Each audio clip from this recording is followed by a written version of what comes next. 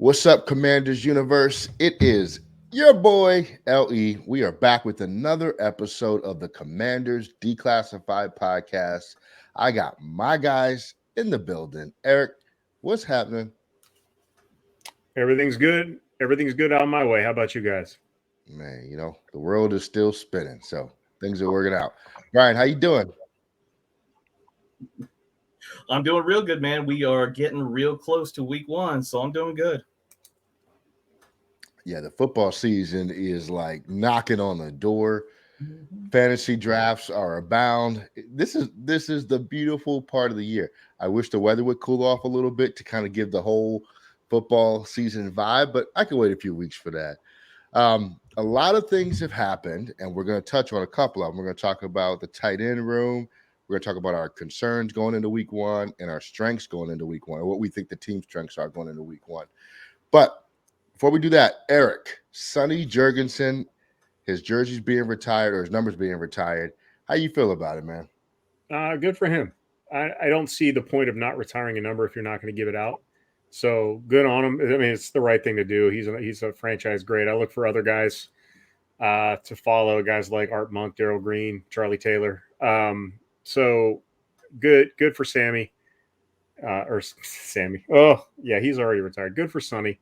And I look forward to more of those in the vet. If you're gonna keep the numbers reserved, you might as well just hang them up in the rafters. Yeah, and if I said Sammy, I meant Sonny Jurgensen. No, you did. I'm just brain farting. Okay. Is he the greatest player in our franchise history to you, Eric? No. It's hard for me to say that. I mean, I would say no. I would say Sammy Ball probably, or Darrell Green would be the two that I would put up there. Sammy Ball is just a legend in the NFL. And he's got championships. Sonny, was by all accounts, a great passer. But he ran bad teams. The team was never really that good when he was here. But again, this is one of those things and I'm trying not to be like the kids today that are saying LeBron is the greatest of all time because they never saw Jordan play. I'm not going to be that guy. I don't want to discount anything Sonny Jurgensen's done because I wasn't there to see it. So I can't really speak to how great he actually was. I can only look at numbers. He put up great numbers on bad teams for the better part of his career. That's all I have to go on. But that's not to say that he wasn't an excellent quarterback at all. But no, I don't think he was the greatest player in franchise history. My personal preference goes to Darrell Green just because, I grew up watching him. Other people can disagree with that, but they'd be wrong. Things I learned today. Eric thinks LeBron's the greatest basketball player of all time. No. I said I don't want to be like those kids who were saying that. I don't know. Yeah, I saw Jordan play, but again, I didn't really see Wilt Chamberlain play. I remember old Kareem. So this isn't the NBA declassified, but I just don't want to compare myself. I don't want to be like those young kids that are just don't know what they're talking about. That's what I'm saying. Have we had Sammy was great. Have we had a Darrell Green type player since Darrell Green? No, not yet. I don't think so either. Yeah, it's hard to quantify. It's even hard for even you guys because you guys probably only saw him in the latter half. Yeah. But luckily, there's just a ton of highlights of him just walking guys down. But I remember, being, and again, I was young. I was probably 10, 11, 12, 13. Really, when I really started watching the team closely, I remember just nobody threw at Darrell Green. So. Who was it? Was it Asante Samuel a couple of years ago was saying Green, he only had 50 interceptions. He wasn't great. It was no, nobody threw at Darrell Green. Nobody threw. The 49ers had Jerry Rice and they threw at Darrell Green because they had Jerry Rice, right? But Phil Simms was instructed by Bill Parcells that he would be benched if he threw it to Darrell Green's side. That's the Darrell Green I remember. So yeah, I don't think Sean Taylor was probably the closest thing, could have been something on that level, but Darrell was ridiculous. He really he did it for so many freaking years. 20 years, that corner. Unbelievable. Yeah. All right, cool. Switching gears, Brian, we put out the question on Twitter. Do you trust the talent evaluators in the organization? I want to get your opinion on that. Do you trust the talent evaluators that are currently in the organization? I'm going to have to say no right now. I thought about that question and I was like, if you would have thought about, the draft class and free agents going into 2020, I probably would have been on board. But what we've done since has, at the very least, been questionable. I mean, one, let's take out the draft. Let's look at free agents. I mean, all we look at is guys who have played for Carolina in the past, and that's not to say that they're awful or they can't be good. But when you limit yourself to only one group or one section that you're looking at, your system is flawed right from the start. You're already limiting, the potential talent that you could be getting. So from that standpoint, that's a big red flag to me. And then again, now go to the draft and look at some of the guys that we've had that we've drafted in just a short period of time under Ron, who just haven't worked out or they're struggling to perform, and they've got a lot of expectations. There's a lot more misses than hits. So until these things start to turn around, these players start to perform better, I'm gonna have to say no. I'm gonna have to say no on those guys. Yeah, I think what I'm missing from their evaluation picture is what is our identity, right? And then I think we need to establish an identity as an offense, as a defense, as a special teams, and then draft players who fit that identity. And I don't know what that is yet. You know what I mean? Like, what are we as a defense? What are we as an offense? Eric, do you have a clue? Well, we're not linebacker centric. I know that. Yeah. I mean, that's the biggest thing, right? You've got former linebackers, and they're struggling to solve that issue. I mean, that's a tough one to swallow right there. Yeah, I mean, this year, I don't know. This year's draft, we'll see how it turns out. But you can see what they were doing. They were looking for guys who could step in and play right now. So they maybe passed on some higher ceiling players for guys with higher floors, and I respect that. We'll see how it works out. But yeah, the identity of the team is up in the air right now. I think he wants to be a hard-nosed football team, but I don't know how you do that when you don't have linebackers. Yeah, see, and you just made me think about something. I think Ron wants to be a hard-nosed football team. I think Scott Turner wants to be a finesse pass the ball football team. Yep. I think Jack Del Rio wants to do whatever it is he's doing. He wants to make America great again. That's what. Yeah. That's it. Yep. All right. All right. Tight ends. All right. So Logan Thomas came back this week. He's practicing, at least in some respects. He has that big brace on his knee. Are you guys excited about this prospect? Because it sounds like he might be on track to play week 1. Eric, start us off here with Logan Thomas coming back and what it means for the team. Yeah, I mean, if it means we don't have to start the season with Hodges at tight end, then that's fantastic because he's just not ready to play yet. I'm not sure Logan Thomas is going to be at 100%. But if he is at 70%, he's better than anything that we've been able to put out there this preseason. I would love to see Cole Turner. I don't know what the status. He's got a hamstring, I think it is. Yeah. And our guy John Bates has a calf injury. Those are soft tissue, and it clearly doesn't look good because they brought in a buttload of tight ends this week. So I don't know when those guys are coming back. I know that, those types of injuries can be very difficult to recover from. I've dealt with calf injuries before, and it's just a miserable experience. Like, you think it's better, and then you move and it's not better. And you can't do it. Like, you don't realize how much you use your calf until you actually, like, it hurts every time you try to do anything on your calf. So, it's a tough injury. Hamstring's the same thing. So it's a little scary going in, relying on Logan Thomas coming off an ACL that he suffered pretty late in the season last year to be coming back. So we'll see how he performs, but he's got to be better than anything we put out there. Who's the other guy? 46 that we've had at tight end. He's made a couple catches, I guess, but the blocking is just not there. It's pretty atrocious from both of those guys. So hopefully Thomas can improve on that, and one of our other guys can come back. Yeah, I think Thomas coming back is a plus for us, even if it's in a decoy role week 1, where he's not really actively involved in the pass game. Now, the question is, what's he going to do in the blocking game? And Brian, I'm going to throw that over to you. Do you think he's going to be effective in the run game when he comes back, and the pass block game? Well, he better be, because just like Eric was saying, we brought in so many guys off the street within the last 2 weeks, which is not good. I mean, you're talking about backup level, bottom of the roster type guys. So we desperately need him back.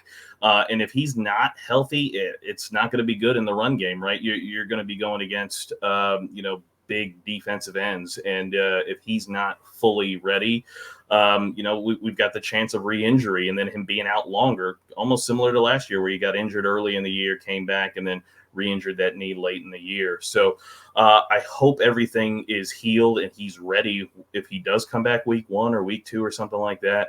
I hope it's healed 100%. But if he's not, I don't know if I want to see him out there. Maybe we can struggle with the backup tight ends that we got until maybe Bates is healthy. But it's going to be an issue if he's if that knee isn't up to shape. It's going to be an issue. Yeah, if there's one thing you learned this preseason about Carson Wentz, it's to reinforce the fact that he really looks for the tight end, no matter what offense he's in. So the more that we have healthy, especially our high-end guys, the better off we're going to be heading to Jacksonville. The size of that brace I saw on Logan Thomas's knee made me a little bit nervous, but if he's moving with it, I trust his doctors know what they're doing. He's ready to go. I'm sure he'll be fine. Man, where's Ricky Seals-Jones right now? Can we give him a call?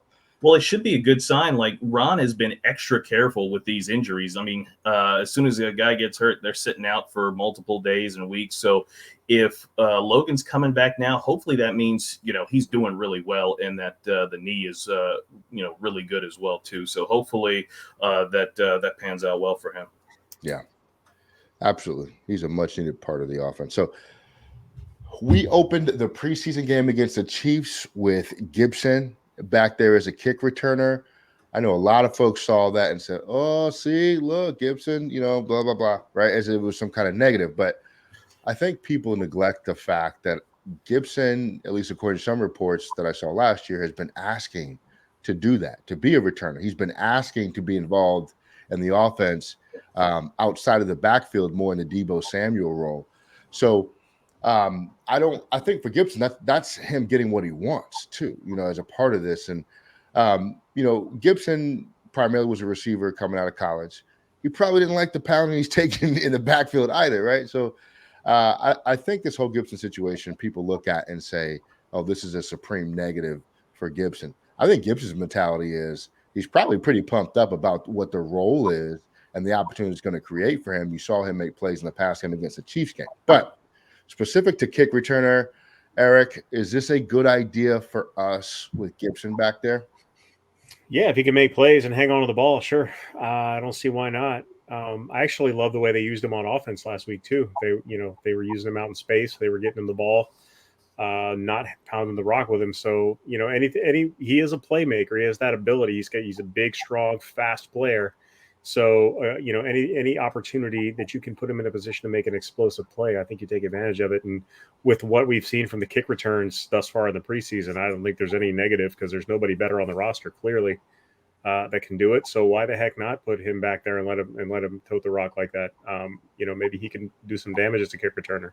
Kick return's so difficult now in the NFL because they've changed the rules so much. But I mean, if he can get us, past the 25-yard line, then yeah, definitely put him out there. Yeah, I think he should have the green light, whatever. Just, return what you want. Brian, I watched some preseason games. I saw the Chargers game. I saw DeAndre Carter. I watched another game. I saw Andre Roberts. I'm like, we keep getting rid of guys that are effective for us in this return game. And I don't know if this is a philosophy of, you kind of want what you don't have and you neglect what you do have, or whatever this is. But do you think the loss of Carter is going to hurt us this year in the return game? No, I think the overall effect that Carter had was he good? Yeah, he was. He's a solid return man. Absolutely. Is he better than anybody we've got now? Yeah. Absolutely. We don't know what Gibson will look like when he gets a couple more kick returns under his belt. But I think the overall effect of the kick returner, if you're a bad team, it comes into play a lot more, right? Because we're looking for ways to kind of score points. We're looking for ways to boost the offense. So that position then becomes magnified. If we're good on offense, we're good on defense. we don't hear too much about the kick return. If we break a big one or if we score a touchdown, hey, that's icing on the cake. That's great. So I think the overall effect of it, isn't that important. Obviously, it is where we want to be able to have somebody competent back there. But if we're stuck with Gibson, I think Gibson, just like you said, I think this is something that he will excel at, and if he looks at it correctly, this could be a big opportunity for him to just add some more things to his resume of ways that he can impact the game and help the team score some points. So I'm excited that he's going to be doing it, and I think I think in general, teams, just kind of look at it like, hey, we can just go get another guy, a bottom of the roster type guy who's got some speed, and give him a couple of kicks and have him, return it, and we'll worry about the other positions a little bit more. So I think that's kind of why you see some of these guys like a DeAndre Carter drift around from team to team, or Andre Roberts, still chugging along at this stage in his career too. Yeah, I hear you. But then I also see us trying to make Erickson work as returner. And I'm like, well, get that roster spot to Carter. I mean, what the heck? So, but Gibson. Well, yeah. And look, I think Gibson's going to be really good at that role, provided. Yeah, of course you do. Let's not pretend like. You put Gibson at left tackle. I think he's going to dominate. Assets are great. But Eric's right, though. Like how Gibson was used, I mean, he looked awesome, catching those passes, running downfield, making some guys miss. I mean, think about this, though. Like, this is the way he was supposed to be used, and we're struggling to make this decision in year 3 now. Like, we finally did it, and he's showing all the things that he can do now. So that was pretty cool to see. Yeah. The whole drafting Gibson and saying McCaffrey, we're going to make him a McCaffrey. That was the wrong decision from the jump. They should have just let him be what he is in hindsight, but you know what to say about hindsight. All right, Eric, if I said to you, list to me your major concerns going into week 1, what would be on your list? Well, I've already told you linebacker. Until I see otherwise, I don't see how that's not going to be a huge issue for this team coming into the season, with 2 guys who are okay maybe at their position and really no depth behind them. It's a scary prospect. And I know that, a lot of people are saying linebacker is devalued, in today's NFL because of the multiple receiver sets. But I mean, it just takes one innovative coach to say, hey, we should run the ball on, teams that don't have linebackers. Like, I don't know, Philly, who has 12 running backs and a dominant offensive line, who happens to be in our division, or the Giants with Saquon Barkley. It doesn't take a brain surgeon to know that if you see 2 linebackers out there and not much else, you trot out 3 tight ends. And you just you pound the ball. So we'll see how that goes. Jack Del Rio forgot more about football before breakfast this morning than I'm ever going to know in my life. So, and that's a true statement. I'm not, say what you will about him, but I mean, the dude knows football way more than I do. I'm just a schmuck on the couch. But from my perspective, I don't see how this team is going to survive with what we have at linebacker this year. So that's my number 1 concern. And that kind of leads into my next concern, which is that, the defensive line has to hold up. And can the defensive line hold up? Because if they don't, there's really not a lot behind them that's gonna be able to do damage. So, with Chase Young coming off the ACL in a couple of weeks, they're a little thin to start the season at defensive end because there's nobody at that level, obviously, behind him. So that's a concern as well. I actually think the offense is going to be okay this year. I don't think it's going to be a dominant offense, but I think we're going to put points up. We'll be much better than we were last year on offense. But I'm really concerned about the defense's ability to stop teams from scoring. Yeah, I think there's a lot of validity in what you said. There's certainly some concerns there. Brian, same question for you. What are your primary concerns going into the 2022 season? Yeah, the everything that Eric said, I agree with, but I think I'll go one step beyond. My concern overall more is the defensive coordinator. It's Jack Del Rio. Jack had a statement last week where some reporters asked him about the 3rd down defense, and he said he wasn't overly concerned. And then we saw kind of how they looked exactly the same as last year against the Chiefs. my concern is that there's not a recognition of a problem, right? I don't think in Jack's head that he necessarily sees the defense as being bad. So there's no changes that seem to have been made from last year to this year, and that's why Eric mentioned the linebackers. That's why we basically kind of just have the two guys and very limited depth behind that. And we're still seeing the same type of coverages that plagued this last year. We're seeing them this preseason. So that's my biggest concern is his willingness to change and to try and to adapt to what the offenses that we're going to face are trying to do to us. And then, yes, linebacker. Who else do we have on the roster? Because the defensive line, we're already hearing, is not getting pressure. Well, if they're not getting pressure, and then we do have, the Cowboys who have a strong offensive line. Eric already mentioned the Eagles as well too. They're going to get tested as well in the run game. So we're pretty thin. If we're not on our game, I think we're going to struggle because the only other people who are going to make tackles it's going to be the secondary. So those are my biggest concerns. Strength. I am very confident in the offensive line. I think we're going to have a really strong offensive line group once our guys are healthy, which I think hopefully should be week 1. And I think we've got some receivers. I think we have some receivers now who can catch the ball and who can run after the catch, and we've got a quarterback who can deliver it to them. Are we going to be top 5 in offense? No, but I think we'll be good. Just like Eric was saying, we'll be able to put drives together, pick up third downs, and score touchdowns. So I'm excited about the offense. I think it'll be fun watching them this year as opposed to the last couple of years where we were so sluggish on offense and didn't really kind of turn it on. So I'm excited all the way around. Yeah, I think offensively we're going to be somewhat we're going to resemble the Las Vegas Raiders from last year in terms of productivity. They average about 22 points a game where we were 19.7. I think we're probably about a field goal better offensively. It doesn't sound like a lot, but that's a difference between a few wins and losses right there, right? Defensively is where my concerns are completely and entirely. I don't have concerns about Carson Wentz. I know what he is. He's going to be somewhere between 12 and 19 in terms of quarterback ranking in the league. You can get productive results from that. We have a run game that I believe is going to be effective. Yes, I'm including Brian Robinson Jr. in that in the effectiveness of the run game. We have an offensive line that we know is probably not going to be top tier based on talent, but it's going to be top 15 or 16. It's going to be effective enough. And we have receivers that we think as a collective are probably a top 12 receiving core in the league. So offensively, I feel good about where we are. Special teams wise, I have some concerns just because we haven't seen it. We like Gibson. We think Gibson's going to be good there, but we don't know. We haven't seen it. Is Dax Milne going to be our punt returner?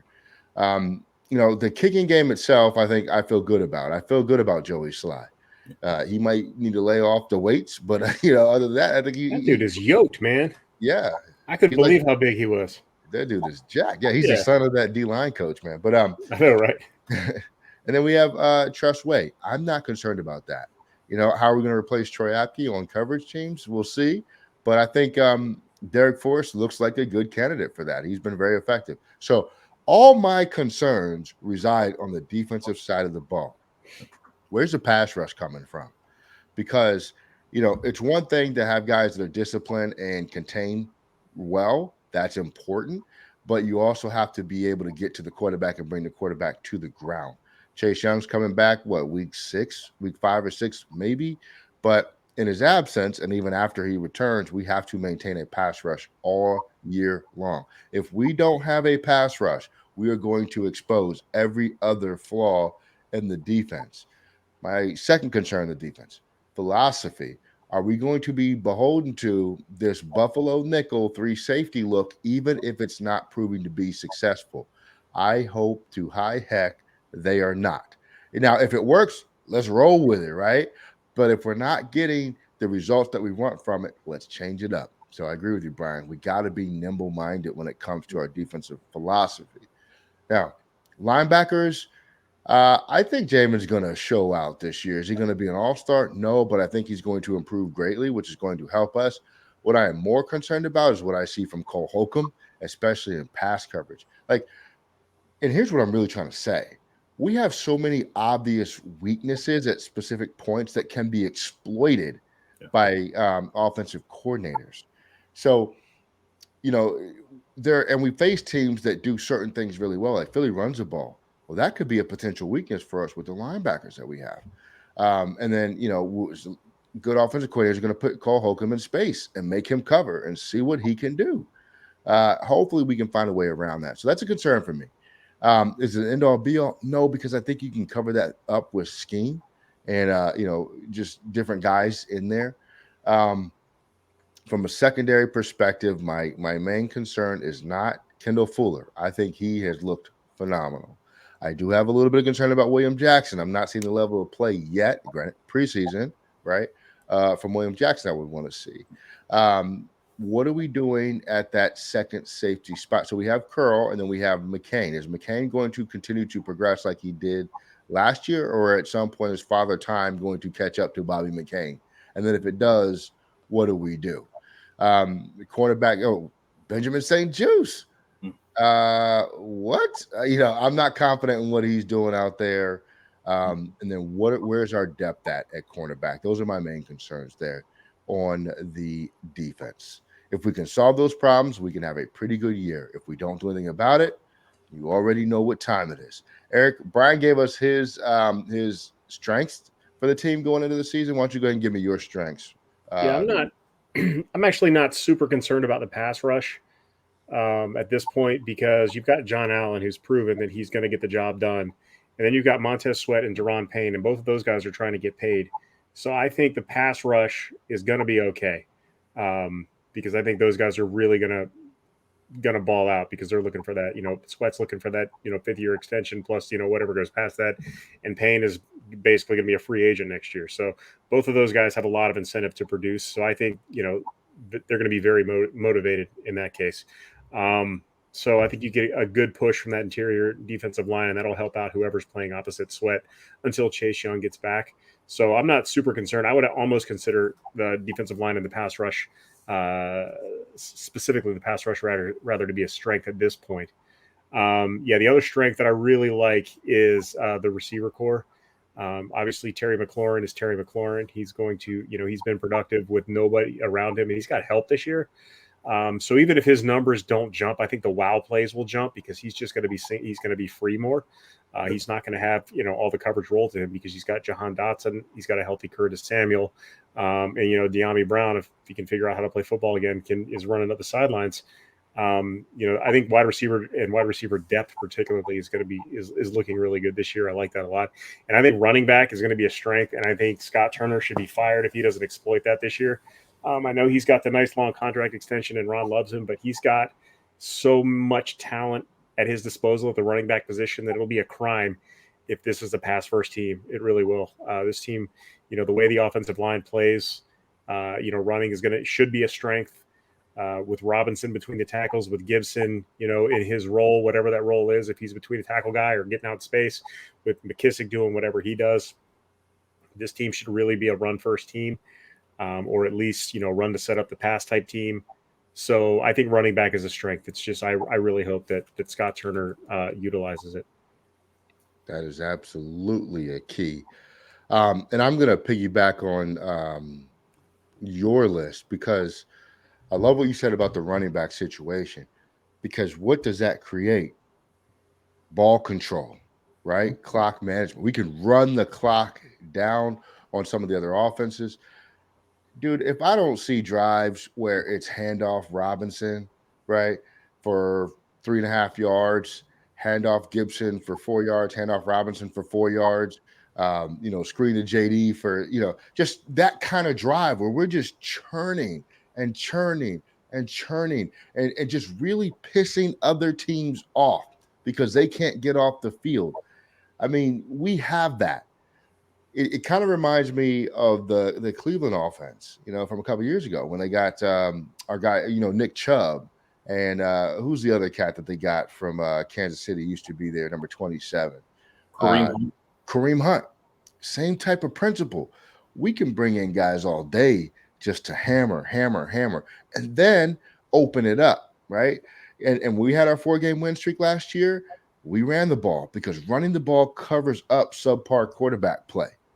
It's hard to cover up lack of a run game with moderate to really decent quarterback play. You know what I mean? You're going to expose yourself 10 times out of 10 there. So I want to see Scott Turner commit to that run game and make that, because this is going back to my point at the start of the podcast. What is our identity? That's another concern. We don't have one on either side of the ball. We're trying to be too multiple. Let's just be something and be bullies at it. That's what I think we need to do. Let's just run the ball, put two backs in the backfield, bring our guys in tight on the edge, and just pound the ball. Beat somebody up for once. Ellie, Yeah, to that your opens you up. That gives you, the potential for deep shots, which everybody loves deep passes, right? The long ball, chicks dig the long ball, right? Exactly. So, when you're pounding the rock, they have to commit that defender to the box. That leaves, the defensive backfield, in single coverage, or they're not able to, play that shell that they would normally be playing. And you've got guys that can get deep on them. So I think that's a key. Run the ball. It's 1980s football. Honestly, run the ball Yes. and then hit them off play action. It still works if you've got an effective running game, and this team should have an effective running game. 100%. LA, and to your point, like during that 4-game win streak last year, when we were doing a much better job of running and passing and controlling the ball, we held time of possession almost to a 2-1 advantage over the other team. That means our defense, which was struggling last year, was off the field.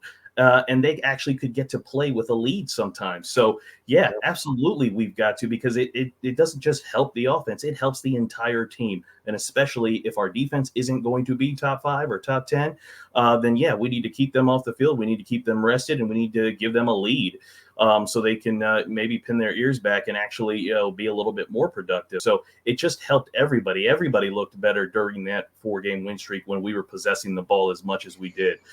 So yeah, that should be how it looks. We'll see how it goes week 1. Yeah, no, I could not agree more. And our other strength is our special teams. I touched on it previously, but especially our kicking game.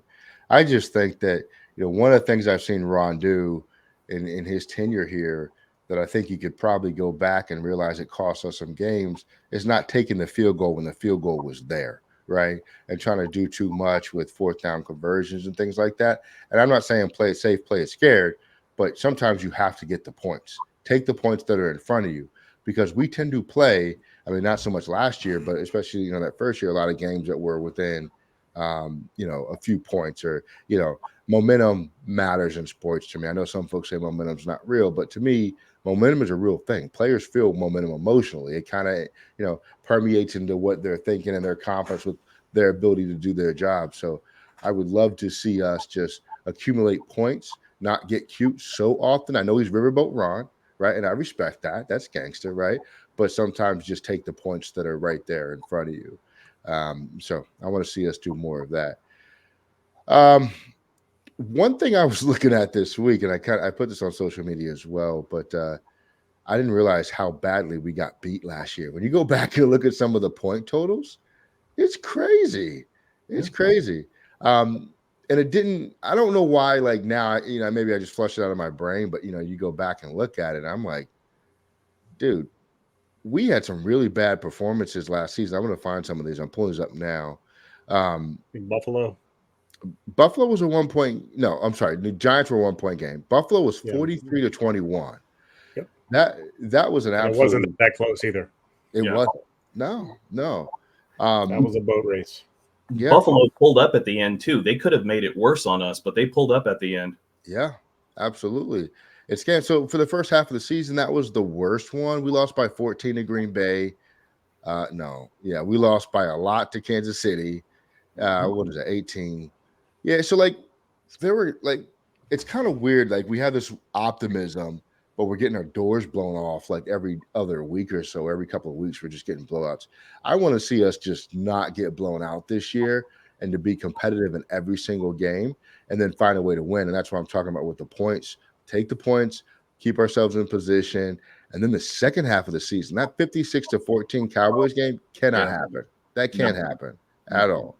And that was really in large part, the Taylor Heineke meltdown at that point. But bottom line is, we just have to get rid of the really, really ugly football that we tend to play sometimes, and turn that into we play extremely well by controlling the football and doing what we do to help our defense out through our offense. So, but I am looking forward to the season. Eric, final thoughts, man. Any final thoughts? 12-5. Book it.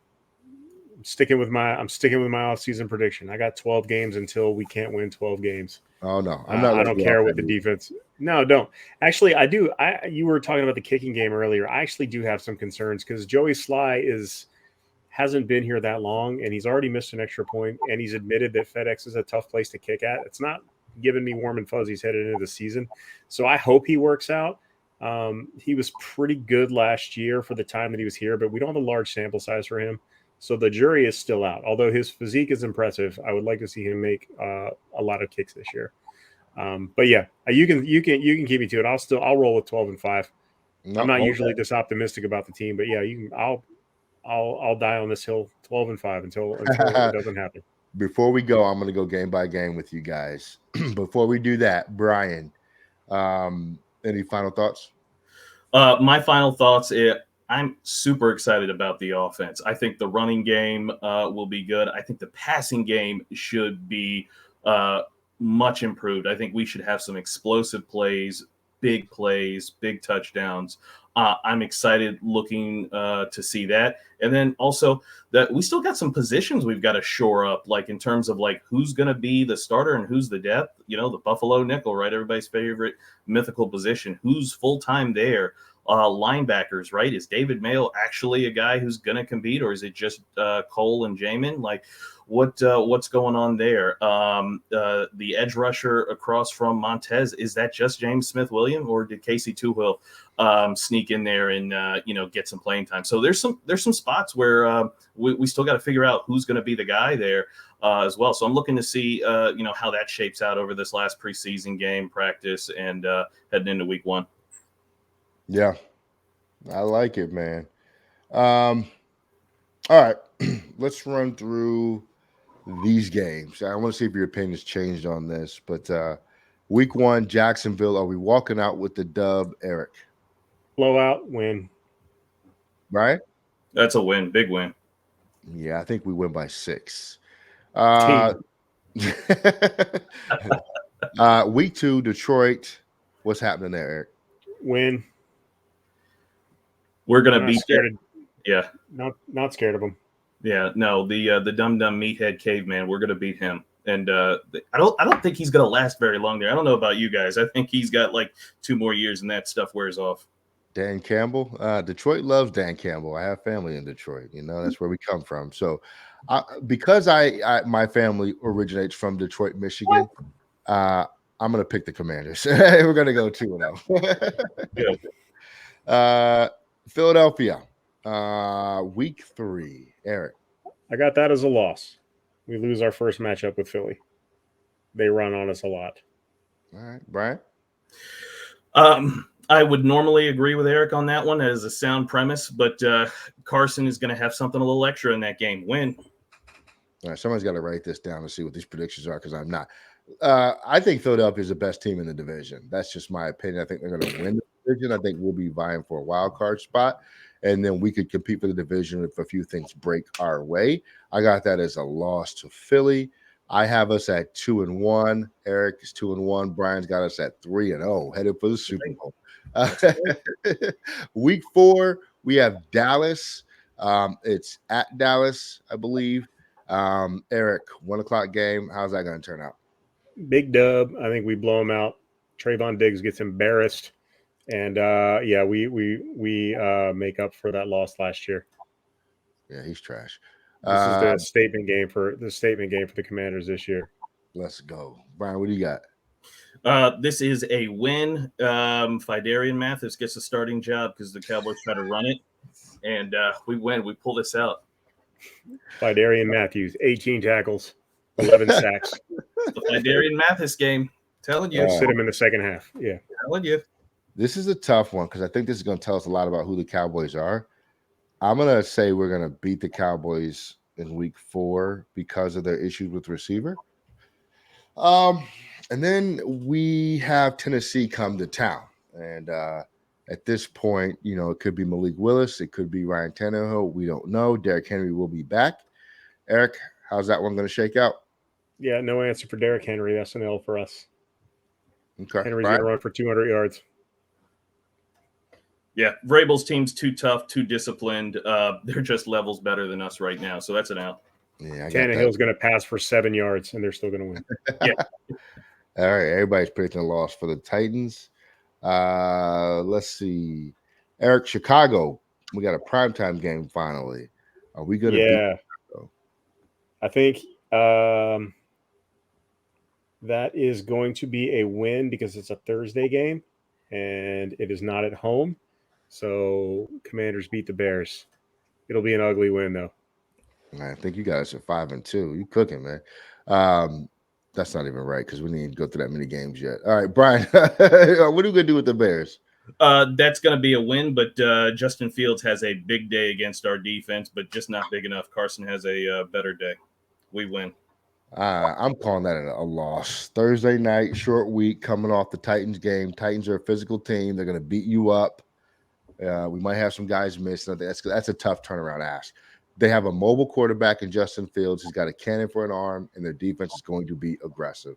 That's a bad recipe for us. I think that's a loss. Trash. Yeah, it is trash, but I got it.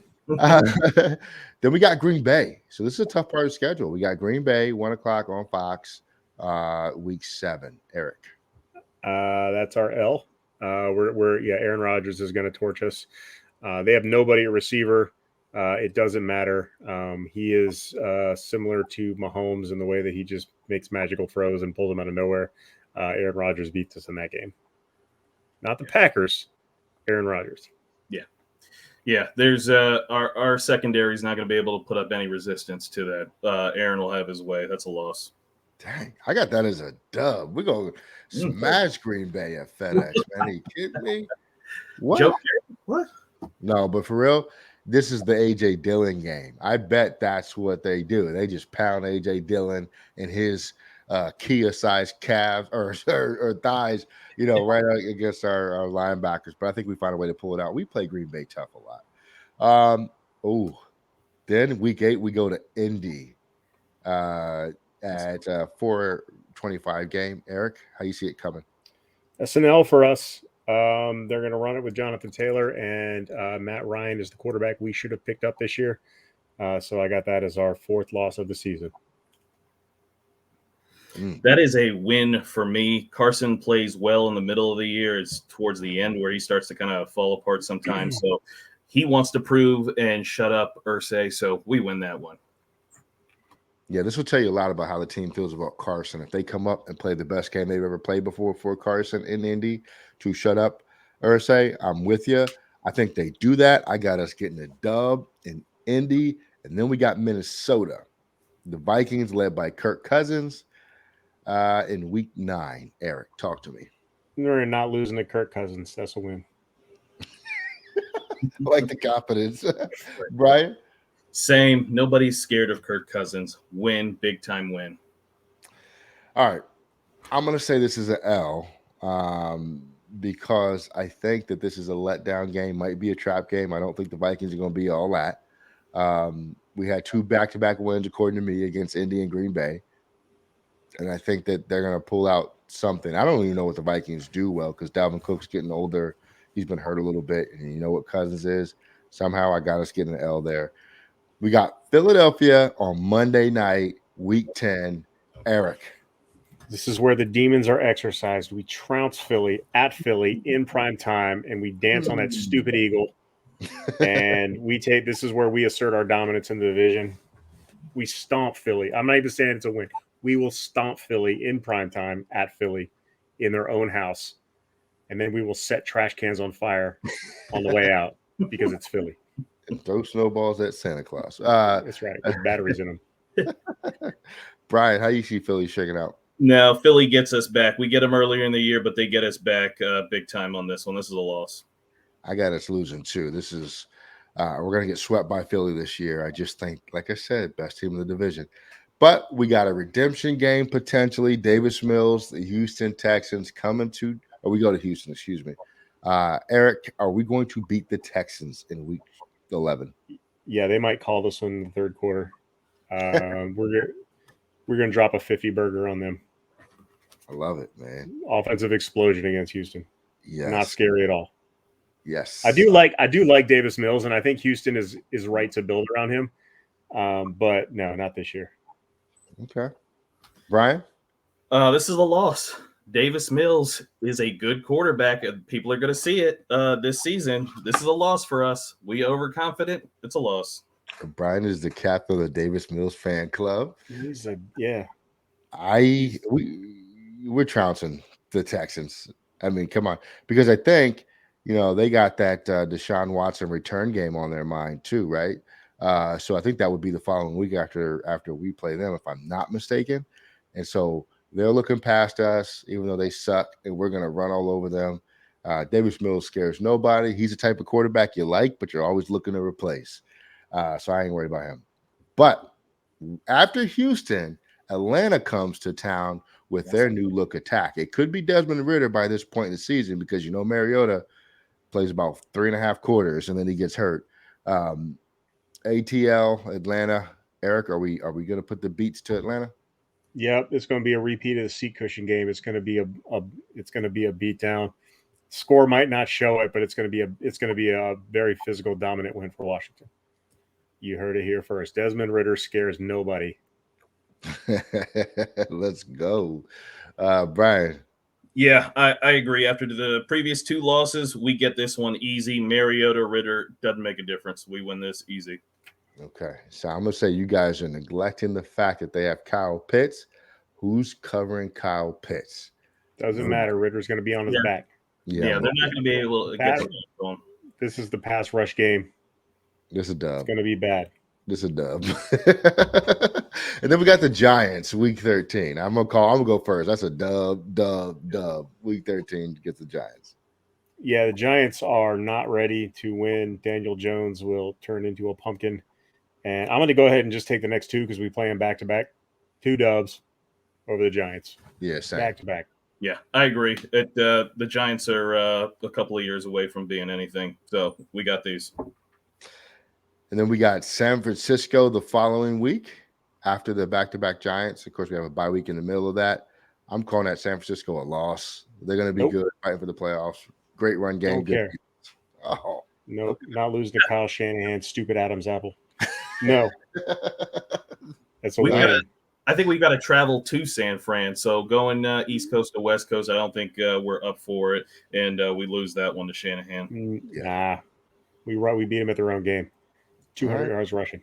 I like your positivity. Yep. Then, speaking of 200 yards rushing, we got Cleveland, Deshaun Watson, Nick Chubb, Kareem Hunt, Myles Garrett. Good God Almighty! I'm gonna say that's an L too because that team is just stacked. I'm gonna call that team origami because it's paper. They're paper. It's all paper. Everything's on paper. They're gonna be by this point in the season. They're gonna be a mess. That whole team is gonna be a joke. It's going to be a bad year. Stefanski's job's going to be in danger because without Watson for 11 games and when he gets back, everybody hates him. The team's going to be in disarray. And, yeah, that's a win. I agree. It's still Cleveland. They still have accomplished nothing. I'm not scared of them at all. It'll be a tough game, though, but we'll win it. And then we finish up the season at Dallas. Or Dallas comes here. Dallas comes here. Yeah. This is a loss for us. I'll tell you why, because we have nothing to play for. The division will be wrapped up. Dallas is going to be fighting on some stupid 8-9, or they're going to be 8-8 coming into the game trying to get a wild card because they were 13-3 last year or whatever the hell they were. It doesn't matter. They follow up a good season with an 8-8 season every year. This will be no different. Mike McCarthy, if he hadn't already been fired, will be on the hot seat. He'll be coaching for his job. Washington will sit its starters, and Dallas will win that one, but nobody will care. Going big on that. Okay, I see you. Brian, Dallas? This is a loss, but it's because of what Eric just said. We're resting our starters. We've already got everything wrapped up. Sam Howell plays this game, throws 3 touchdowns, and we still lose, but we've already wrapped up everything by this time. I'm not sure your records are going to agree with you when you go back and look at them. I'm gonna say this is a loss just because I think Dallas will need this game too, as we will as well. Uh, I think that puts me at 9-8, if I'm not mistaken. Is that right, Brian? Did you write this down? I wrote down mine. I got 11-6 for me. I didn't write that for you. Oh, we appreciate Mine's a you. mental record. You know what kind of I'm not a note taker. I think I called 11-6 last time. I got 12-5. Yeah. Yeah, I think I was 11. I think I was 11-6. All right. Well, I love the positivity. I got us at 9-8. I think that's probably really realistic. And then a few things can happen to change the outcome of one or two games, and that'll be what your season really is. So it's going to be a fun one, though. I think we're going to be more excited. Last year, you saw a lot of bad football with some good, exciting plays inserted into that. I think we're going to play good football with a few bad plays inserted into it this year. So can I just say one real quick before we go? How fire those uniforms looked on Saturday with the red pants and the white shirt. I liked I'm it. a fashionista. Oh, that was money. Yeah, they looked great. They look good. They look good. I didn't like Anybody who doesn't like the uniforms is a clown. That's all I'm going to say. The pants need a stripe or something, but yeah, they look good. Nah, I love the solid color pants. I don't. It's a great look. The pants don't need a stripe. They just need different color socks. The same color socks with those pants looks ridiculous. And then it looks good. No, man, you got to have some color alteration with the socks. Then we'll be all right. You need some white tube socks. Yeah, oh, man. What is this? 1986. I mean, hey, why not? I thought it looked sharp, but yeah, I am digging the uniforms as a whole. I really want to see the black jersey come out. I think they already said which game that's going to be. I don't remember which one it was, but it's one of the primetime games. Yeah, it's Bears Thursday night, right? Is it? Okay. Yeah, that might be right. Yeah, I think so. Because that's when they have to do that color rush thing anyway. So yeah, that's going to be fire. But yeah, I like the uniforms. They look better every time I see them in person. I just want some variation in color scheme at some point. But all right. Listen, if you have made it this far, please subscribe to wherever you are listening to this, and then go turn to your neighbor and say, check out this great podcast. These guys do a good job, and we do. Leave a review, comment, whatever you want to do. Interact with us. Check us out at WFTDeclassified.com. And you can find us on Twitter at DeclassifiedWFT. We got football conversation going on all day with all of your peers. Why are you not there participating? At Mr. Who won, 2 O's in the Who. And we got Eric at ETROD42, who makes guest appearances on Twitter occasionally. I pop in and out. Yeah. When Twitter's not being flooded with political conversations, you will see Eric pop his head in. And what exactly is that? Yeah, never. That's why he signs back off. Exactly. All right. Thanks for riding with us. Everybody overseas, be safe. Enjoy yourself. Get some rest. Everybody on American soil, we appreciate you. If you're in Canada, we love you too. Who else should we shout out? Shout out to Santa Claus. We're still big in Cameroon. Cameroon. That is one of our Senegal. Was it Cameroon or Senegal? It was Cameroon. Cameroon. Okay. Yeah. Senegal don't mess with us, but Cameroon loves us. Not yet. All right, fellas. I hope you guys have a good one. Enjoy rocking with you. Catch you next time. Oh, wait, real quick. Do you care if the Stars play against Baltimore? Yes or no, real quick? No. Me neither. Yeah. No. Don't care. No. Yeah. All right. I wasted your time. We are out of here. Peace.